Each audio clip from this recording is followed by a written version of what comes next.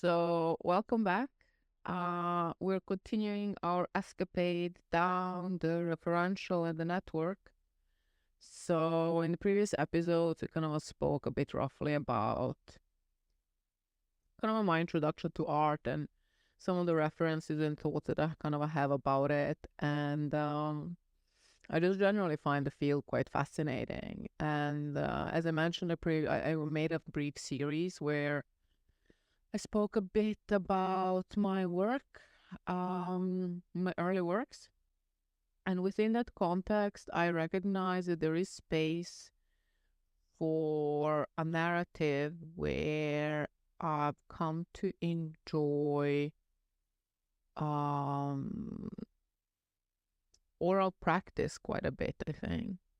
This dimension of being able to speak about things has and write about things has definitely changed the prospect of how I observe the narrative of this existence in many ways, because um, it has allowed me to separate my personal trajectory from the art that I wish to take.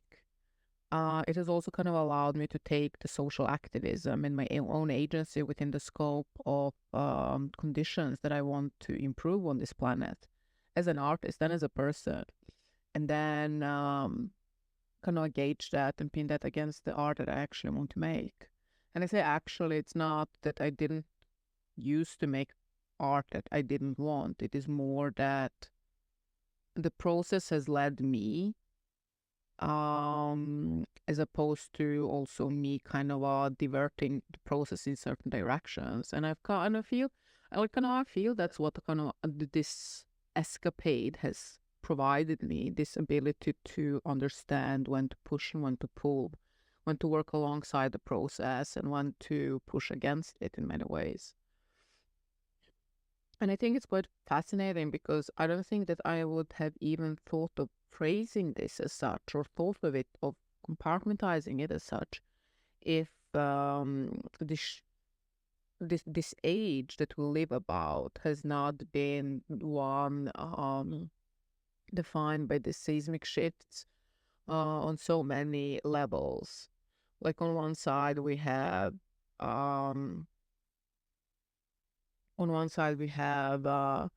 um, all this technological advancement that kind of come post-COVID that in many ways overshadow everything that has happened in 5 to 10 years prior, which in many ways is absurd.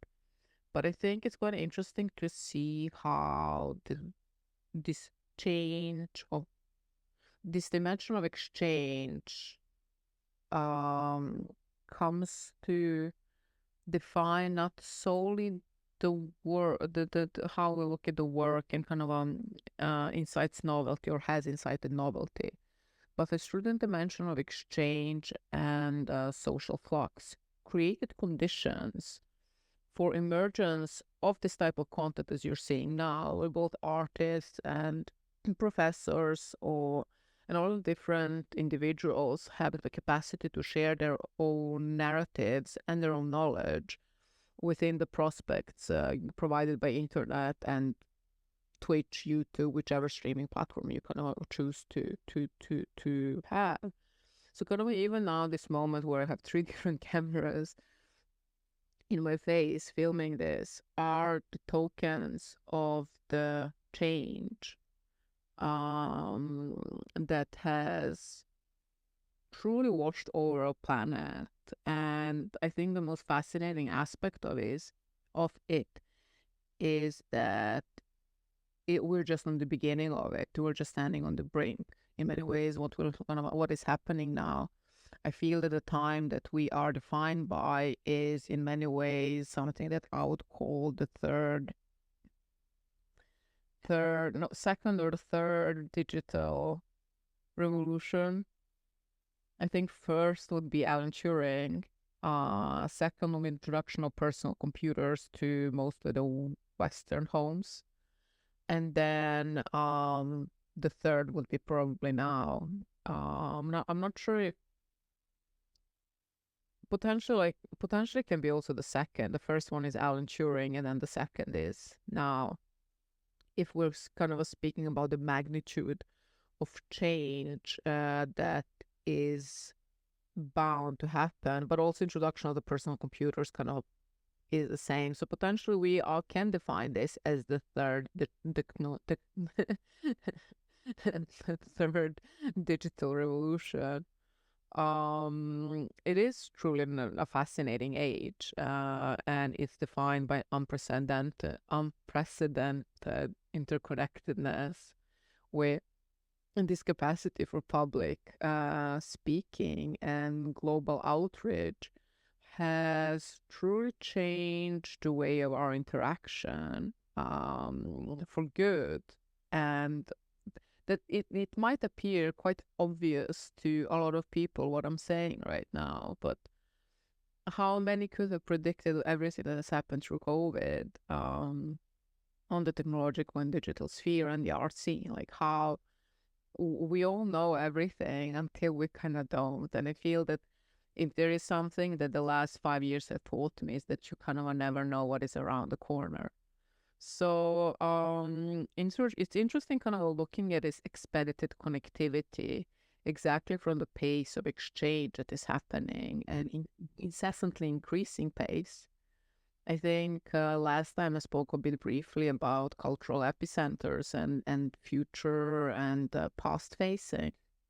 But I think what became truly apparent to me is that when I came to London, is this dimension of informational exchange that happens along the way solely by being present within the scope of existence that is quite heavily loaded, that kind of carries with it an intense informational or sensory information compared to, for example, what kind of one starts to get as one kind of comes to the outskirts or outside this like highly densely populated areas.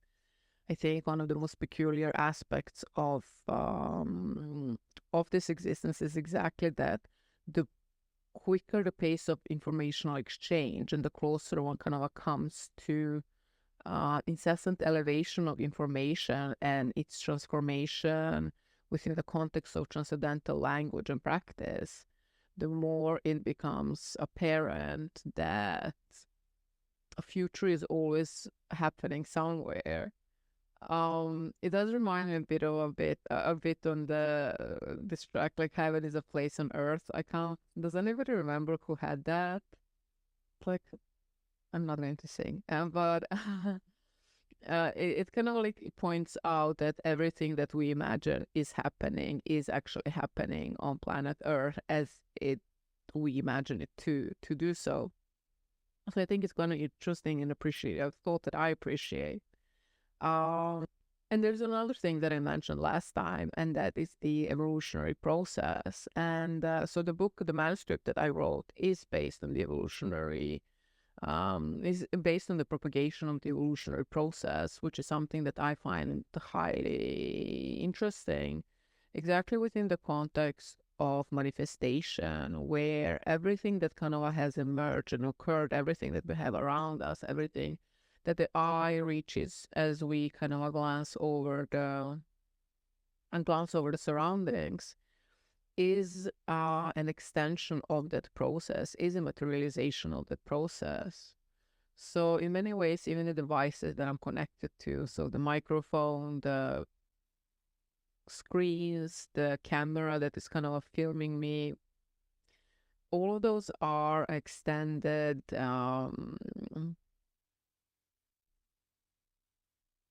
ephemeralia of the process, of the branching of the process.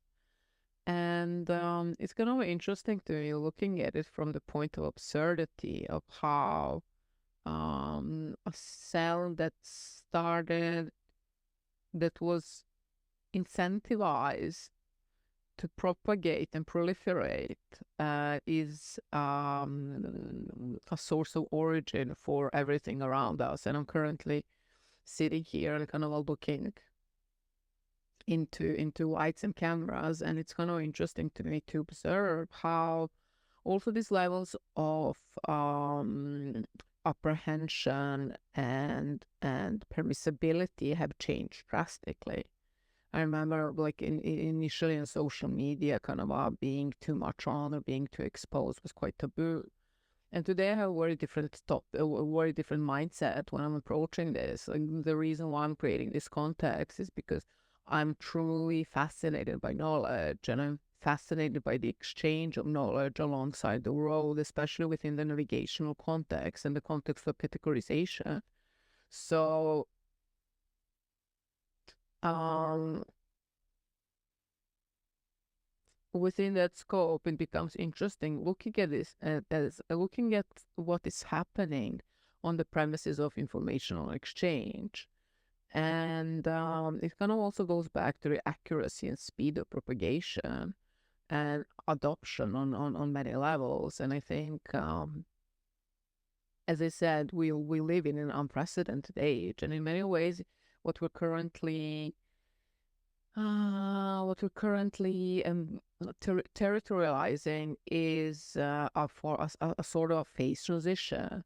We are not anymore in the analog age. However, the digital sphere is yet to be embraced. So we're kind of in the midst of something, and in many ways, the thought of it reminds me of Giorgio Gambett's reading that we had at Columbia, which was what is contemporary. So it kind of speaks about the split and that the contemporary has the capacity to observe such. And it's kind of interesting to look at the existence that we're embodying from from the place where introduction of small squares within the context of our homes has not solely allowed us to share the content that we exist within, but it has globally changed levels of permissibility and allowed for a cultural influx outside the scope of control. Now I'm kind of thinking about Instagram, Twitter/X, and Pinterest, and all of the different platforms that are emerging, stream services, etc., etc. It is not solely that we are looking at the content within the context of the clearly presented, but we're adopting mannerisms of people. We're exposed to the way they dress. We're exposed to the way they speak. So that we're exposed to the way they eat. We're exposed to the way they chew. So all those things kind of act as signifiers of something and are readily there to be adopted, both unconsciously and consciously. So I think it's kind of interesting to see how now looking back at the change that has defined the world. I remember how old was I when the first like colored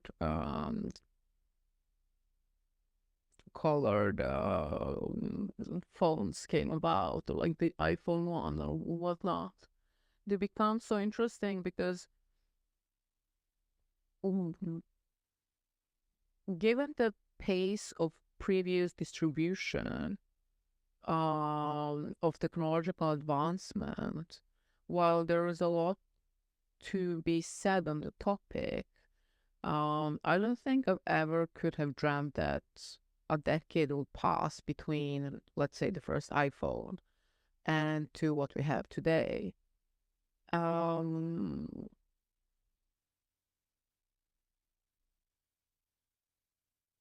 I think this dimension of influx of other people's realities within the safety of our own existence.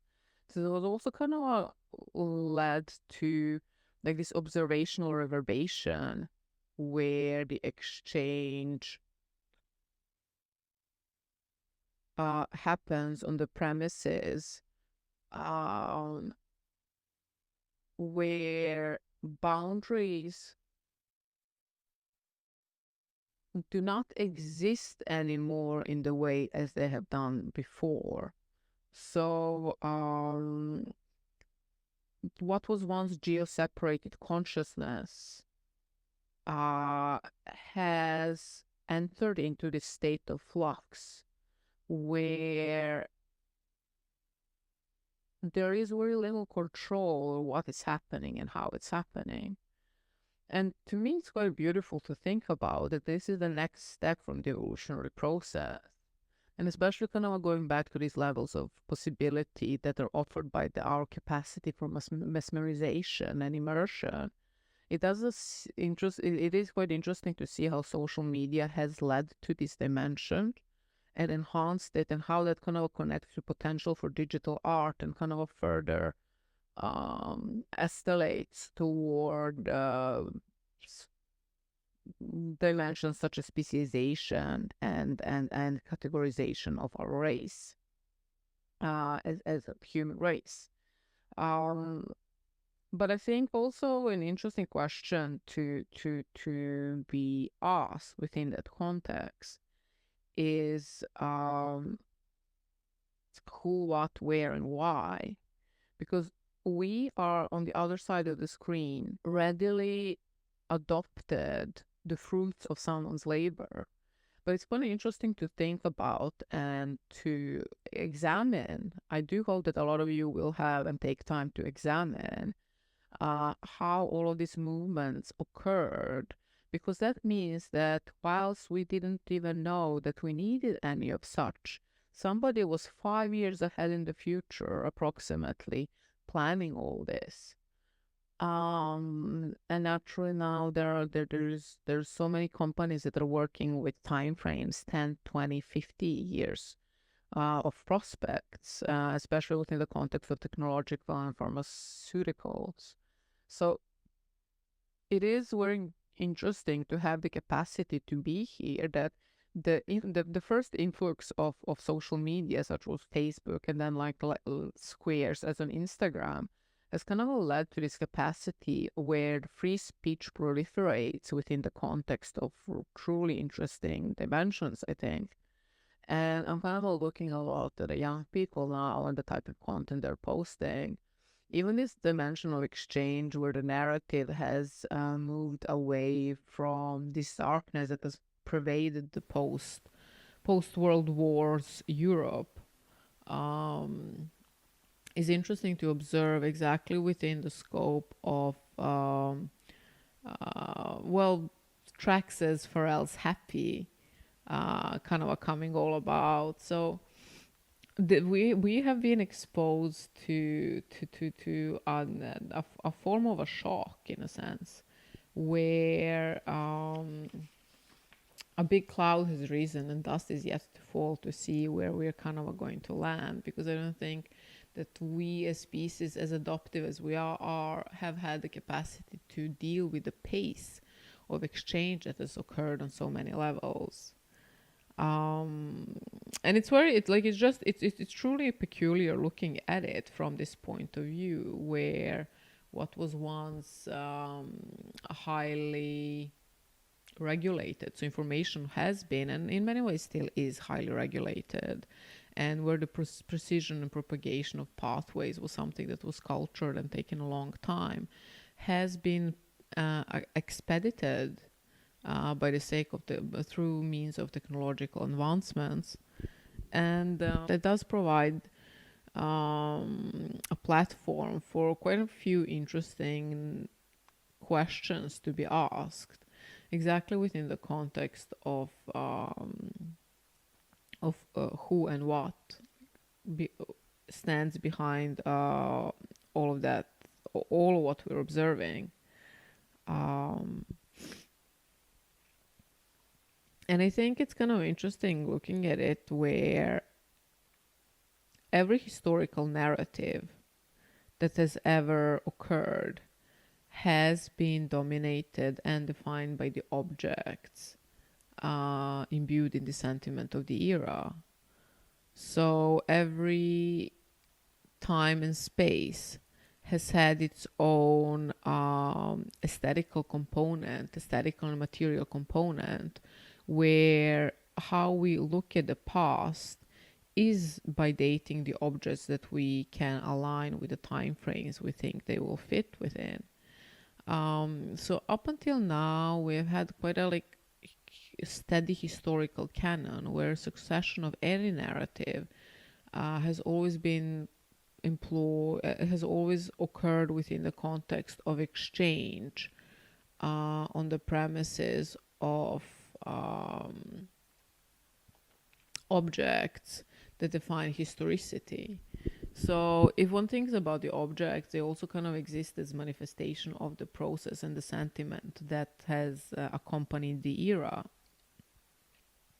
And as such, it becomes truly interesting kind of thinking about it from the point where what is happening now is a very peculiar narrative that is partially fueled by a form of conserving approach towards humanity and the planet Earth. So we are trying to clean up the planet. We are trying to change the act, and hopefully it won't be too late. So, as in, like, we hopefully won't be severely impacted by the natural backlash before we kind of manage to figure out how we deal with it. But I think ultimately, if one look at it from the point of history, one can kind of look at world narrative as a story of objects. And I'm always like, I think one of the most beautiful dimensions of art is exactly its capacity to explore the world narrative. And it does so through the objects that kind of define the era. And I think that as far as I go, I find it quite gorgeous and intriguing to think about how as cultural and society expanded and dominated, every narrative, so every age has been defined by its own objects and by its own aesthetics. And again, this dimension of the unspoken and unseen with conjunction with materialized is something that I think art is truly I think that's kind of like what separates art for me from the rest of the things, and one of the reasons why I kind of branched into it. It does make it interesting for me to think that once upon a time, if you needed a bank, if you needed a bank, you needed a place to store the money, then you had to purchase a building, acquire a building, a restaurant, the same, boutiques, stores. All of that was always contingent upon the fact that you had to go in somewhere and you had to kind of interact in such a way. While I think what digital is slowly changing towards is exactly this dimension where objects are slowly, especially objects of quick desire, are there to disappear slowly out from the limelight. So as I said, like every age that has defined the human history up to now has also been an age defined by its own objects and their own peculiarity. And as such, one can kind of look at the historicity of objects and the narrative of objects also through socio-economical and geopolitical as signifiers. In many ways, this dimension of emergence kind of comes up again. And there are it is inevitable to think that there are just few concepts in this world at the end of the day, and they kind of incessantly re-emerge and reiterate itself. But the granularity they exist within and the concepts they own bring about within the localized set of conditions becomes quite beautiful to think about and look at.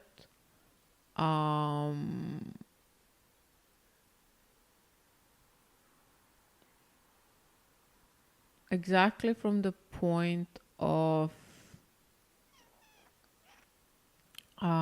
exchange that is happening on so many levels. And history is essentially a token of emergence on at its own right, where production of any kind is defined by the meaning that allows different set of parameters to exist and expose themselves as such. So kind of as one looks down the arrow of time, it becomes also interesting to look at the history of objects exactly through the point of kind of like this dimension of access and allowance to information and a lot of other things, where understanding of the coordinates on the on the premises of history and the objects that define it is quite peculiar and quite interesting one to me to think about, especially because today what is happening today is anchored in an entire different set of premises. I think this dimension of exchange, where historicity has always been defined by the tangible realm, something we could firmly see, grasp, and understand, has changed so drastically that what we're kind of on the brink of is more of this loss of embodiment in many ways, where the tangible and the material is becoming ephemeral. It is becoming it is becoming immersed within a very different set of parameters and with a different approach to the sentiment and manifestation of sentiment as such, under an entirely different set of premises than it was once upon a time. It's interesting kind of looking at all of these technological advancements, going back to this previous question of who, what, where, and how. It's kind of interesting looking at these technological advancements exactly as within the scope of socioeconomical and geopolitical signifiers, where the questions of information and sensitivity kind of also emerge. And I think sensitivity is also a very interesting concept to discuss on one side, exactly because we are existing on the premises where sensitivity has been one of these things with quite an ambiguous reputation in a way. A lot of people would say that it's not a very good thing if one is sensitive, and on the other hand, people are lauding sensitivity. And like my 2 cents on the matter, I'm personally in the second camp. I think that sensitivity is a very interesting dimension of human existence that allows for individuality to branch out on its own premises and measure this dimension of relational character in accordance to one's own capacity for perception. So, for example, like I'm quite sensitive to smells and sounds. And a friend of mine is very sensitive to he has a very sensitive palate. So how he experiences food is very different and on a highly different level than regular people. So, which kind of in many ways, sensitivity per se can be a blessing as much as it can be a hinder. But this dimension of recognizing information within the context that it exists and navigating one's own sensitivity towards the parameters of exchange becomes quite interesting exactly within the scope of exponential change and possibilities that we are going to encounter as it kind of a time passes. And ultimately, this shift from tangible to ephemeral becomes this is kind of like a change within the main premise, where I think one of the most interesting backlashes that potentially the digital realm is going to face is exactly anchored in the lack of sentiment that human mind has been acquainted with and gotten used to through the ages of historicity. And however, on the other side, I think it's a very interesting change. And to me, it's quite a welcome one, to be honest. Looking at the humanity within the scope of its existence, I think cleaning up the act is a very good way forward, because I kind of am looking at it from the perspective where the last 3-4 decades, so industrial revolutions of the past, have definitely led to some gorgeous and quite interesting ways to expedite connectivity. But on the other hand, what it has also led to is a severe poisoning of the planet that we live we live on. So pollution, wastelands, space and storage, all of these topics that I kind of think about quite a lot. And kind of going back to tangibility and materiality and manifestation. So restaurants needed buildings to host people in, boutiques needed space for people to try dresses on, bank needed space for people to come in and exchange money. So the entire history of humanity is defined by migration between these localized components within the lived sector. So stores, bakeries, food, and grocery shopping, health-related things. So it kind of this dimension of like tiny villages, of micros within the context of macro, has always been omnipresent.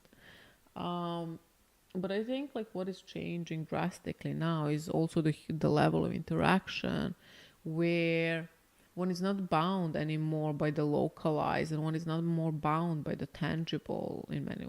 Like one can go on internet and find friends, and that it has ephemeral quality to it, and it's a dimension of in many ways, like this entire narrative makes me think of Westworld. I mean, it's quite it's interesting. I have to say there is a lot of, I mean, obviously it was a blockbuster series for a reason. But this dimension of exchange of the tangible for the ephemeral, especially within the context of embodiment, becomes quite interesting to think about, because it does question the possibility for transcendence. And it brings me back to art, and like one of the reasons why I truly enjoy art, exactly within the scope where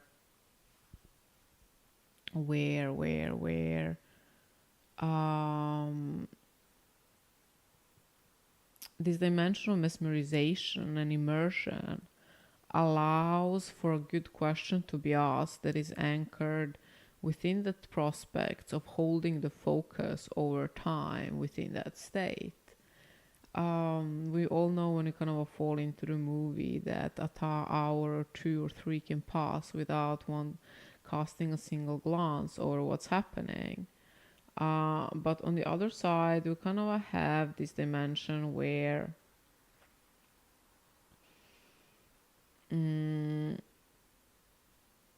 potential for such is yet kind of to be understood and researched further upon.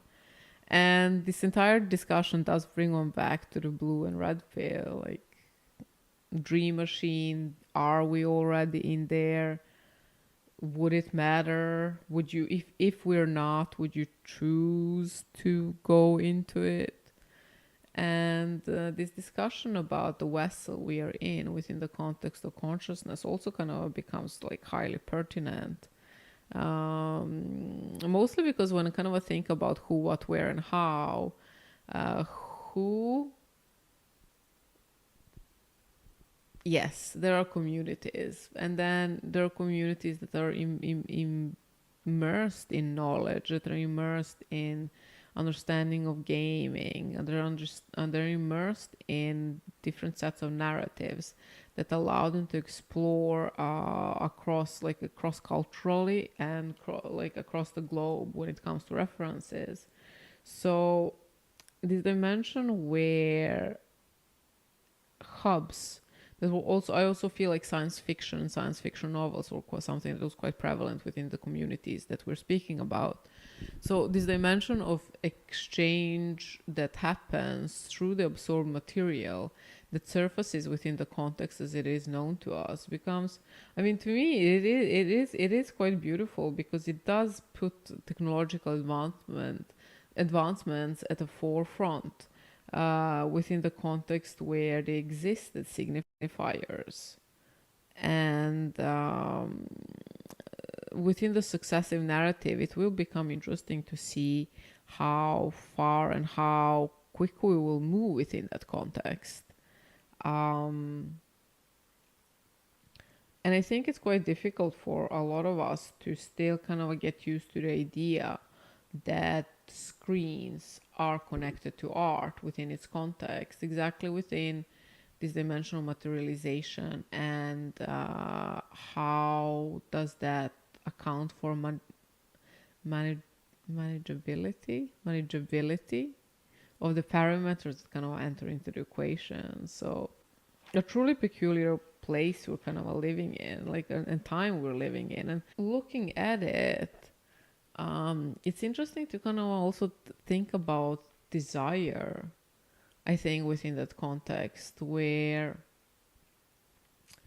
the reorganization of sentiment that we are encountering and that we will encounter as we kind of as this age develops, is one where our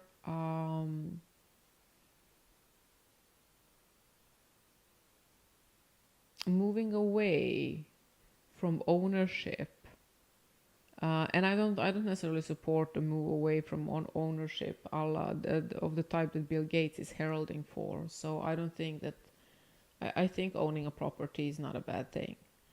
But this dimension of exchange will definitely increase, where this dimension of materiality and how we interact with it will also inevitably change.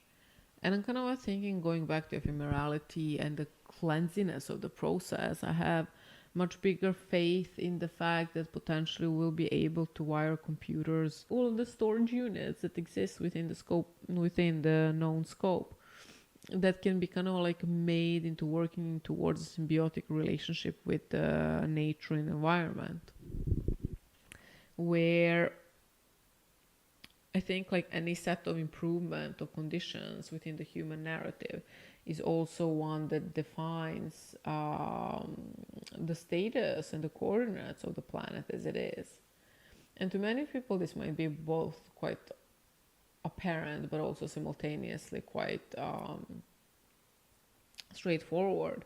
But it is kind of this thing where you're looking at the world and you're thinking that, like, if all of these things that I think are straightforward and crispy clear, if they are as such, like what happened to the rest of our existence, where it has been. So, however, kind of looking at all of this, have been of a certain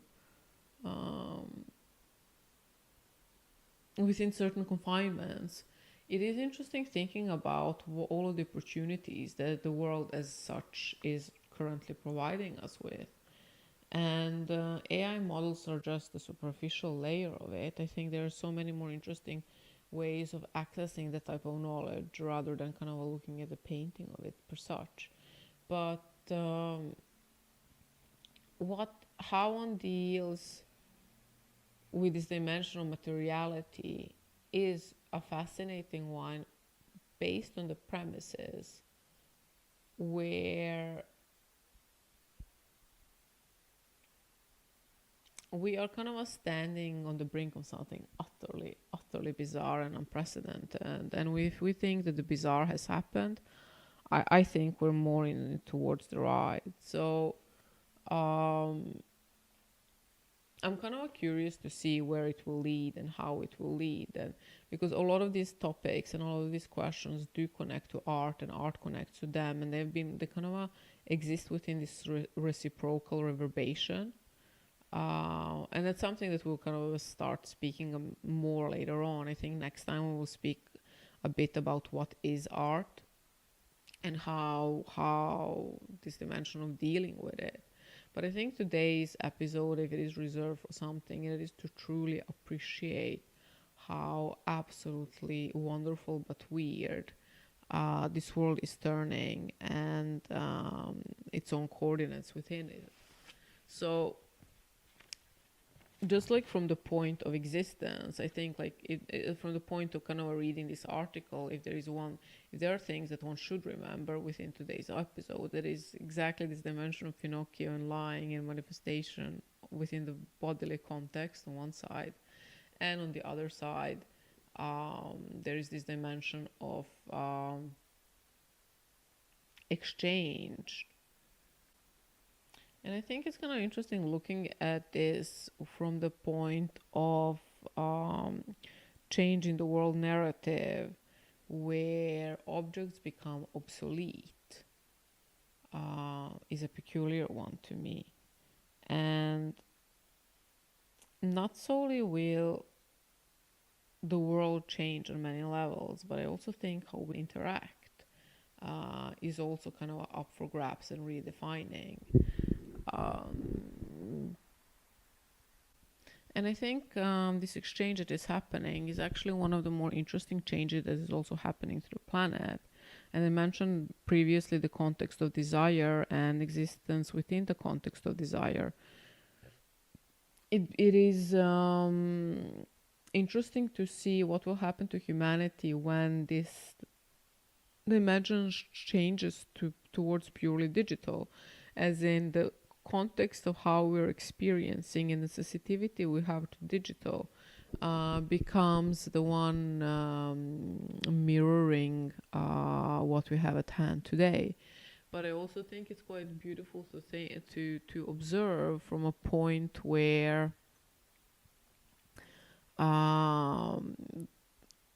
potential to reduce the amount of pollution has been something that I've been quite concerned with, especially within the context of food, and something that I've looked to a certain amount of time for. But this dimension of exchange where one observes what is happening and attempts to kind of play along instead of rejecting it, where the future of our planet is contingent upon the change of how we direct our appetite in many ways. So, as far as liquefying boundaries goes, potentially the biggest one is yet to come. But I think if history has shown one thing, that is that we do not know what future holds, and we do not know how it will interact. So, kind of approaching things in a bit of a slower way, in a bit of a more focused way, can be a right way to go for, can be a right way to continue on with the propagational aspects of our existence. And with that, I will leave you. I'm saying thank you for listening to me. I'm excited for next time because we are going to go a bit deeper into this, because as we have spoken a bit about the introduction and the premises referential and the network kind of exists upon alongside digital art, what is interesting to me is how this dimension of art connects to the entire thing. I will leave you to this, and